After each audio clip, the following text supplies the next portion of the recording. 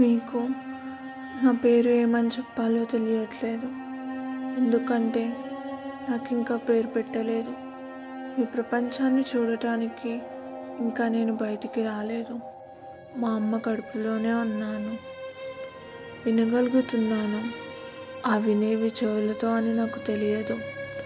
మనుషుల లోకం గురించి నాకు అంతగా తెలియదు.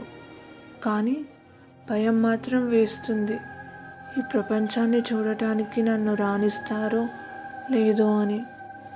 ఇందాకే కోపంగా మా అమ్మను తిట్టి వెళ్ళాడు ఒక ఆయన. ఈసారి కూడా ఆడబిడ్డేనా? ఈసారి నిన్ను లేదా ఆ పుట్టేదాన్ని చంపేస్తా అంటున్నాడు.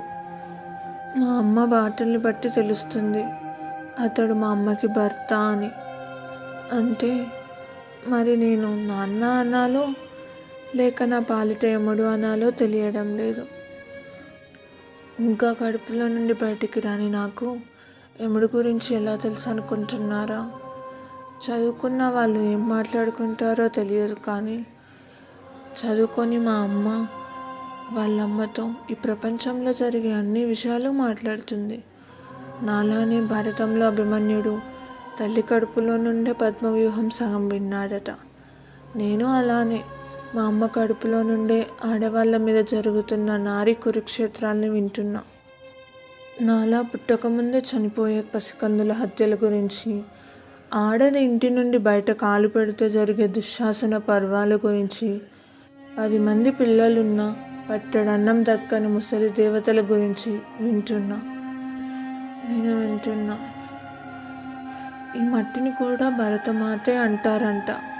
పాపం ఆవిడకి ఎన్ని కష్టాలున్నాయో. ఆ దేవుడు నాకు ఒక్క నిమిషం మనిషి రూపం ఇస్తే అడగాలనుంది.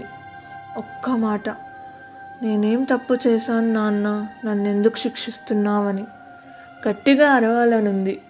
నిన్ను కూడా పుట్టగానే చంపేస్తే లేదా ఆసుపత్రి ముందు వదిలేస్తే ఏ దేవుడు నిన్ను బ్రతికిస్తాడు అని. ఈ ప్రపంచాన్ని అడగాలనుకుంటున్నా. మీ తల్లిని, మీ అక్కను, మీ చెల్లిని పుట్టగానే చంపేస్తుంటే ఇలానే చూస్తూ ఉండిపోతారా?